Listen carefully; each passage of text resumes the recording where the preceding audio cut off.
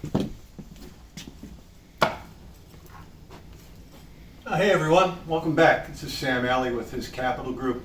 And today I'm out in Tampa scoping out some potential acquisitions for us. And when you're in one of the hottest markets in the country, which Tampa is, you have to make decisions really quick when it comes to off-market opportunities.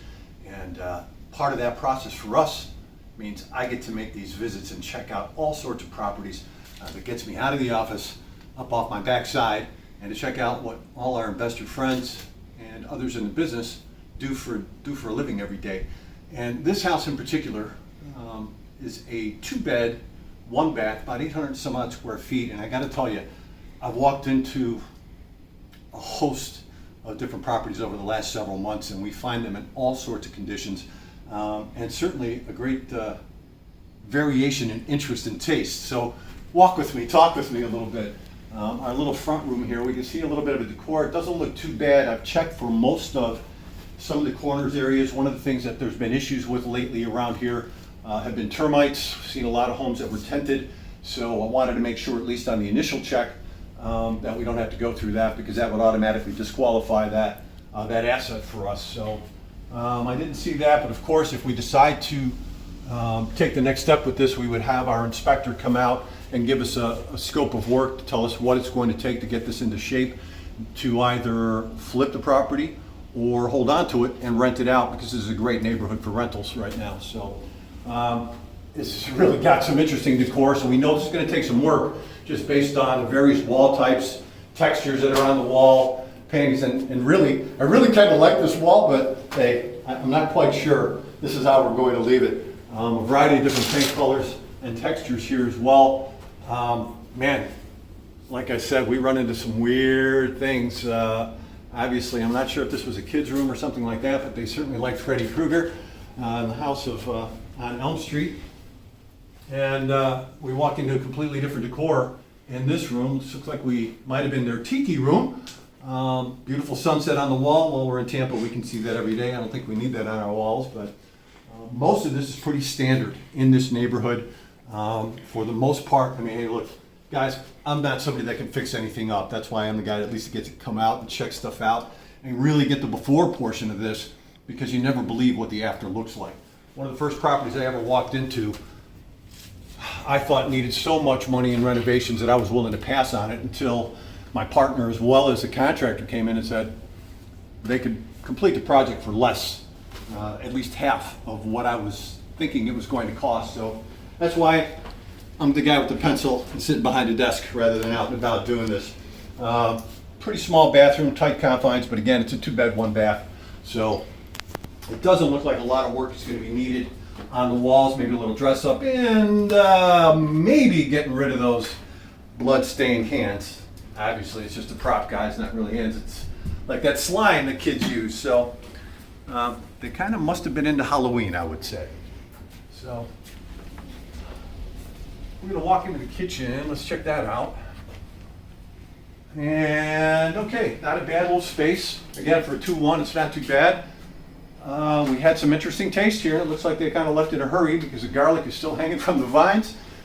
But not a bad setup, even Coke bottles for cabinets. But I would imagine that that's going to be replaced. Of course, all the appliances will probably come out.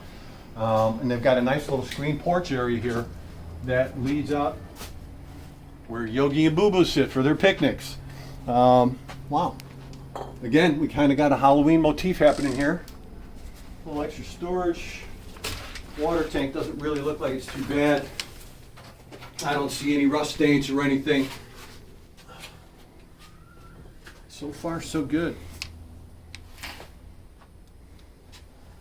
I'm not going to go up on the roof to check that out. We'll leave that for our inspector, because I'll wind up falling through a wall somewhere if it's me doing it. So let's take a gander outside. Let's see what we got here. Always pays to unlock the door. All right, here's our little picnic area. Oh, here we go. What do we have here? Rotted porch. I don't think it's termites. Ah, see? One of the dangers.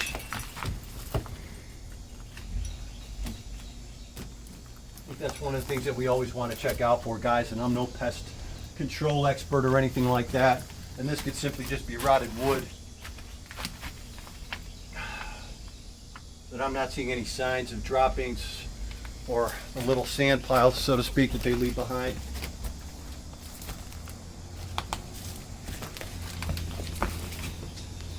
All right, new deck may be in order, I'd say, huh? Same thing with our chair. Let's turn it over on the other side. It's always a good way to check it out. The way this is looking, guys, I mean, there you go. Never know what you're going to find, right? Well, I think I might have peed myself a little bit after that thing jumped out.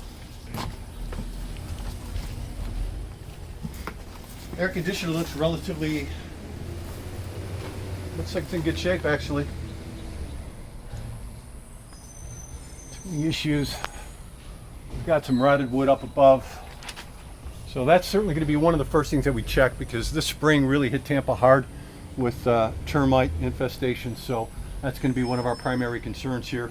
And in Tampa, I believe there's subterranean termites, so we'll have to look underground all around the corners of the molding where the concrete meets the wood to really dig into that further. So looks like we got a little bit of a shed here. Might have been a fisherman. I would imagine that shed's going to come down if we did this. Now again, guys, you know, one of the biggest things about flipping a house or getting a house dressed up for rental is not being overwhelmed. Make sure you've got experts, make sure you've got a process in place, that your scope of work is really going to determine and dictate whether there's a profit or not. And we can get really, you know, we've always got to have that buffer too. Most of the projects you want to put at least, most people say 10%. Typical instances are like 15 or 20% of a buffer in there when it comes to a renovation, because you never know what you're going to run into. And for the most part, look, you've got to be sound in your inspection protocols. There's always going to be something that may come up that you could never forecast or predict that could happen. So our job really is to eliminate everything else and leave the rest up to nature and the man upstairs to help us get through that project. But this again would probably serve us as a good rental if the numbers work, to get it dressed up enough. Tenant rents typically around here go for about $1,000, $1,050 or so for 2-bedroom.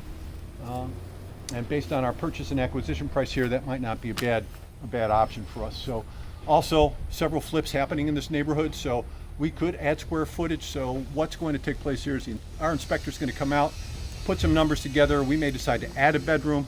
Could be any number of factors, but a lot of that again comes down to the negotiation and what the end purchase is going to be. So we'll continue to walk around.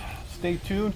If we do take this project down, we're going to let you join us live for the entire process, fixing it up, the renovation process, and really seeing what happens on a day-to-day basis and getting a project ready to move one way or the other. And again, when you're buying a property, guys, always remember multiple exit strategies. So if you can't rent it out, can you flip it? If you can't flip it, can you rent it out? What are you going to do with it? Make sure you've got options the entire way. And if you're using funding, don't forget to incorporate that leverage into your holding costs. So you stay tuned, and we'll be back soon.